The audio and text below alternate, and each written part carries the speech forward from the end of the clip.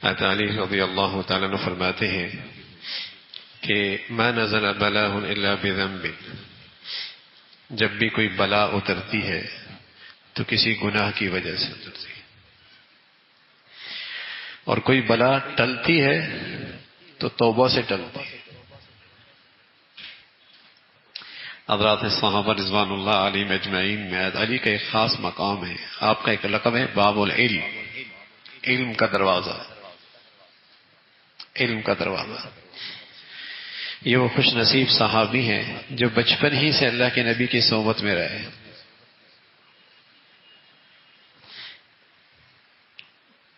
ساری زندگی آپ کے صحبت میں گزری، اور آپ علیہ الصلوۃ والسلام نے اپنی سب سے پیاری بیٹی حضرت فاطمہ، آپ کے بچوں کا انتقال ہو گیا، 3 بچیوں کا بھی انتقال ہو گیا، اولاد کی ساری محبت سمٹ کے فاطمہ کے حصے میں آئی رضی اللہ تعالیٰ عنہ۔ وہ فاطمہ حضرت علی کی زوجہ اہلیہ۔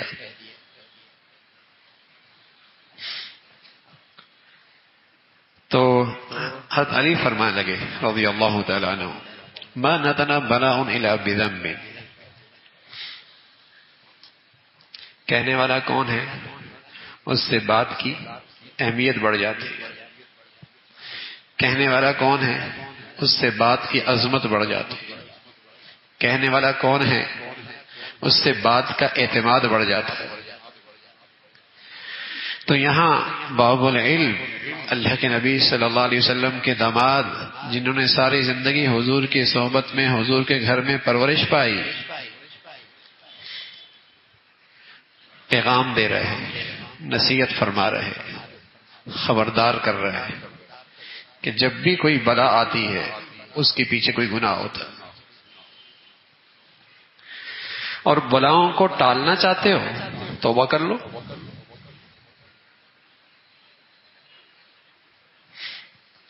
بلا کا اپنا ایک اثر ہے، ایک ہے نا بیماری، ایک ہوتی ہے بیماری، ایک ہوتی ہے آزمائش۔ بلا اور آزمائش میں فرق ہے۔ بلا آدمی کو بے چین اور پریشان کر دیتی ہے، بلا آدمی کو دکھی اور غم زدہ کر دیتی ہے، بلا آدمی کو اللہ سے اور دور کر دیتی ہے، اور آزمائش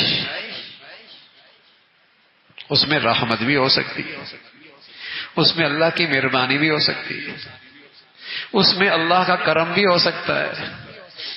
اس کی نشانی کیا ہے؟ اس کی نشانی یہ ہے کہ یہ اللہ کے سامنے اور گڑ گڑانے لگ جاتا ہے، یہ اللہ تعالیٰ کے اور قریب ہو جاتا ہے، اور دل سکون میں ہوتا ہے، دل سکون میں ہوتا ہے، دل کو ایک اطمینان نصیب ہوتا ہے۔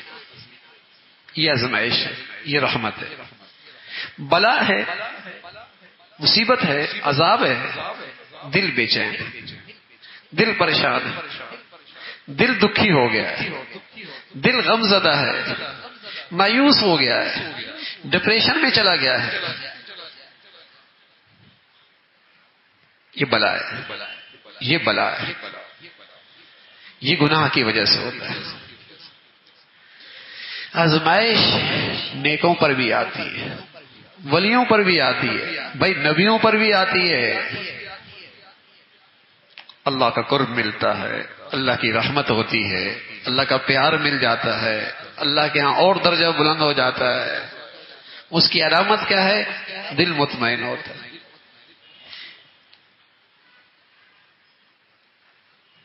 دل مطمئن ہوتا ہے، دل سکون میں ہوتا ہے۔ اس کا اندر کہتا ہے گھاٹا کوئی نہیں ہے، کمائی ہو رہی ہے، گھاٹا کوئی نہیں ہے، انعام مل رہا ہے، گھاٹا کوئی نہیں ہے، اجر مل رہا ہے، نقصان کوئی نہیں ہے۔ یہ بھی اللہ کے پیار کا ایک انداز ہے۔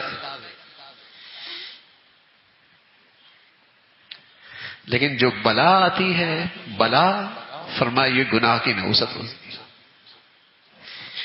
اور بلائیں ٹلتی کیسی ہیں کہ تیرے دل کو قرار آ جائے، تیرے دل کو سکون آ جائے، تیرے دل کو اطمینان مل جائے،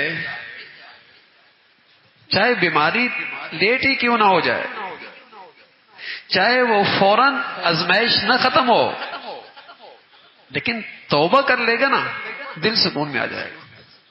بلا بلا نہیں رہے گی، رحمت بن جائے گی. مصیبت مصیبت نہیں رہے گی، نعمت بن جائے گی. توبہ. ظاہر باطن کے ہر گناہ پہ توبہ. وَذَرُوا ظَاهِرَ الْإِثْمِ وَبَاطِنَهُ. ظاہری گناہ بھی چھوڑ دے، باطنی گناہ بھی چھوڑ دے، بلا ٹل جائے گی. لوگ مایوسیوں کے لیے دوائیاں کھاتے ہیں، ڈپریشن ہو جائے تو نفسیاتی ڈاکٹروں کے پاس جاتے ہیں، حالانکہ اس کا علاج تو آسان ہے. سچی توبہ کر لے، اللہ کی طرف رجوع کر لے، اندر تازگی آ جائے گی، مایوسی کے بجائے شکر پیدا ہو جائے گا، اندر طاقت آ جائے گی. مایوس کیوں ہوتا آدمی؟ اندر سے کمزور ہو جاتا. سچی توبہ آدمی کو اندر سے طاقتور کر دیتی ہے، باہمت بنا دیتی ہے. یہ طاقت کی دوائی ہے. تو علی فرمان لگے رضی اللہ تعالیٰ عنہ، بلا جب بھی آتی ہے کسی گناہ کی وجہ سے، اور ٹلتی کیسی ہے؟ الا بتوبہ. اور کوئی چیز نہیں ٹال سکتی، توبہ سے ٹل جاتی. پھر حضرت علی رضی اللہ تعالیٰ عنہ نے قرآن کی آیت اپنی بات میں مضبوط کرنے کے لیے پیش کی اور فرمایا قرآن میں وَمَا أَصَابَكُم مِّن مُّصِيبَةٍ فَبِمَا كَسَبَتْ أَيْدِيكُمْ. جو بھی تم پہ مصیبت آئی ہے تمہارے ہاتھوں کا کیا ہے. جو بویا ہے کاٹ رہے ہو، جو بویا ہے اس کی کرواہٹ آج محسوس کر رہے ہو. اور فرمایا وَذَلِكَ بِأَنَّ اللَّهَ لَمْ يُغَيِّرْ نِعْمَةً أَنْعَمَهَا عَلَىٰ قَوْمٍ حَتَّىٰ يُغَيِّرُوا مَا بِأَنفُسِهِمْ. اللہ تعالیٰ کوئی نعمت دے، چاہے وہ روحانی نعمت ہو، چاہے وہ دنیاوی اور مادی نعمت ہو. چاہے وہ روحانی نعمت ہو. کیا روحانی نعمت ہوتی ہے؟ ایمان. روحانی نعمت کیا ہوتی ہے؟ عبادت کی توفیق.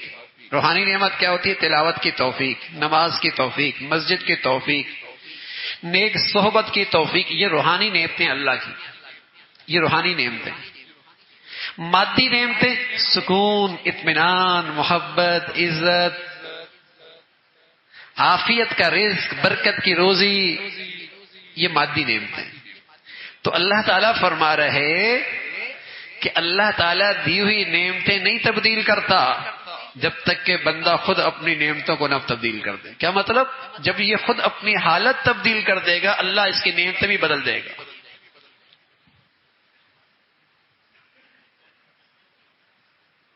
کیا مطلب؟ پہلے یہ اللہ کی اطاعت کرتا تھا، شکر کیا کرتا تھا، اللہ کو راضی کرنے کے اسباب اختیار کرتا تھا، یہ کیا کرتا تھا. تو اللہ رب العزت نے اسے روحانی ظاہری مادی نعمتیں بھی دے رکھی تھی. فَإِذَا غُيِّرَ عَلَيْهِ. لیکن جب اس نے شکر چھوڑ دیا، اطاعت چھوڑ دی، فرما برداری چھوڑ دی، اللہ نے بھی اس کی حالات تبدیل کر دی. جزاء وفاقا، برابر کا بدلہ دیا. وما ربک بظلام للعبید. اللہ اپنے بندوں پہ ظلم نہیں کرتا، جو کرے گا اس کا نتیجہ آئے گا. ضابطہ بتا دیا اللہ بھی نے،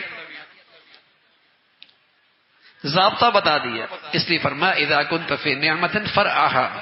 جب کسی نعمت میں زندگی گزار رہے ہو نا، اب اس کی حفاظت بھی کرو. اس لیے کہ فإن المعاصی تزيل النعم. اس لیے کہ گناہوں سے نعمتیں چلی جاتی ہیں. اللہ نے نعمتیں دے رکھی ہیں نا، ان کی حفاظت بھی کرو. روحانی نعمتیں دے رکھی، ایمان دے رکھا ہے، نیکی کا شوق دے رکھا ہے، اللہ کے گھر آتے ہو، عبادت کی توفیق مل رکھی ہے، تلاوت مل جاتی ہے، نیکوں کی صحبت میں بیٹھنے کی سعادت مل جاتی ہے. یہ اللہ کی نعمتیں، ظاہری نعمتیں. اللہ نے سکون، چین، عزت، راحت، برکت کی روزی دے رکھی ہے، نعمتیں. فرمایا ان کی حفاظت کرو، اس لیے کہ گناہوں سے یہ نعمتیں چلی جاتی. دیکھتے نہیں اللہ کے گھر میں آتا تھا، گناہ کی نحوست سر پہ چڑھی، اللہ کے گھر سے دور ہو گیا. کتنے ایسے ہیں جو پورے پورے سال اللہ کے گھر نہیں آتے. عید بھی پڑھتے ہیں تو بس اوقات عام طور پہ عید بھی عید کی میدان میں ہوتی ہے، پورا پورا سال گزر جاتا ہے اللہ کے گھر میں نہیں آتے، قرآن کھولنے کی توفیق نہیں ہوتی، نیک بات، نیکوں سے محبت، تعلق نصیب نہیں ہوتا. یہ ایسے نہیں ہوتا بھائی. ان روحانی نعمتوں سے محرومی کے پیچھے کسی گناہ کی نحوست ہے. دیکھتے نہیں سب کچھ نعمتوں کی شکلیں موجود ہیں اور سکون نہیں ہے، راحت نہیں ہے، اطمینان نہیں ہے، روزی میں مزہ نہیں ہے، رزق میں مزہ نہیں ہے، کسی گناہ کی نحوست ہے. تو اللہ تعالیٰ اپنے ارشاد میں بتا رہا ہے ان اللہ لا یغیر ما بقوم حتی یغیروا ما بانفسہم. اللہ تعالیٰ تمہاری حالت نہیں بدلتے جب تک کہ تم خود اپنی حالت نہ بدلو. نیک تھے، شکر گزار تھے، اللہ کی نعمتوں کے قدردان تھے، اس کے فرما بردار تھے، اللہ نے تمہاری حالت بھی اچھی کر رکھی تھی. لیکن جب تم نے اپنی حالت بدل دی، ناشکری آ گئی، احسان فراموشی آ گئی، نافرمانی آ گئی، تو پھر امید نہ رکھو کہ حالات ویسے ہی رہیں گے جیسے پہلے تھے. حدیث قدسی ہے، اللہ خود کہتے ہیں، حدیث قدسی ہے، اللہ تعالیٰ خود فرماتے ہیں کہ وَعِزَّتِي وَجَلَالِي، میری عزت اور میرے جلال کی قسم، میری عزت اور میری جلال کی قسم، جب کوئی میرا بندہ ایسی حالت میں ہوتا ہے جو حالت مجھے پسند ہے، ایسی زندگی لے کے آتا ہے جو زندگی مجھے پسند ہے، میں بھی اس کے لیے ایسے حالات لے کے آتا ہوں جو حالات اسے پسند ہوتے ہیں. اللہ کہہ رہا میری عزت اور میرے جلال کی قسم. اللہ میاں کو قسم کھانے کی کیا ضرورت ہے، لیکن اللہ مہربان بھی تو ہے، ماؤں سے بڑھ کر خیر خواہ بھی تو ہے. یقین آ جائے، یقین آ جائے، یقین آ جائے، بات کا اثر لے لے. فرمایا میری عزت اور میری جلال کی قسم، جب بندہ ایسی زندگی لے کے آتا ہے جو زندگی مجھے پسند ہے تو میں اس کے لیے ایسے حالات لے کے آتا ہوں جو حالات اسے پسند ہوتے ہیں. اور فرمایا جب وہ ایسی زندگی لے کے آتا ہے جو مجھے پسند نہیں تو پھر میں بھی اس کی زندگی میں وہ حالات لے آتا ہوں جو اسے پسند نہیں آتے. کون رسوائی چاہتا ہے، کون ذلت چاہتا ہے، کون بے سکونی چاہتا ہے، کون پریشانیاں چاہتا ہے، کون نفرت کی آگ چاہتا ہے، کون ٹوٹ پھوٹ کی کانٹے چاہتا ہے گھروں میں؟ ہاں ہوں گے، ضرور ہوں گے، اور ضرور ہوں گے بھائی. جب اللہ کی پسند کی زندگی میری زندگی سے نکلے گی تو وہ حالات آئیں گے جو مجھے پسند نہیں. اور میری عزت اور میری جلال کی قسم. تو علی رضی اللہ تعالیٰ فرمایا کرتے تھے جو بھی بلا آئے کسی گناہ کی وجہ سے، اور بلائیں ٹلتی ہیں، بلاؤں سے حفاظت ہوتی ہے، سچی توبہ ہو، توبہ سچی ہو، وہ بے سکونی سکون سے بدل جائے گی، وہ بے چینی اطمینان سے بدل جائے گی، وہ پریشانی اطمینان سے بدل جائے گی. اور عبادت کی توفیق سے جو محرومی ہے نا، اللہ رب العزت تہجد کی بھی توفیق دے دیں گے، تلاوت کی بھی توفیق دے دیں گے. کوئی گناہ ہے کہ قرآن نہیں کھلتا اس سے، کوئی گناہ ہے عبادت کے لیے نہیں کھڑا ہو سکتا، وہ اس کے پاؤں کی بیڑیاں ہیں، توبہ کر کے آئے گا توفیق مل جائے گی، راستہ آسان ہو جائے گا.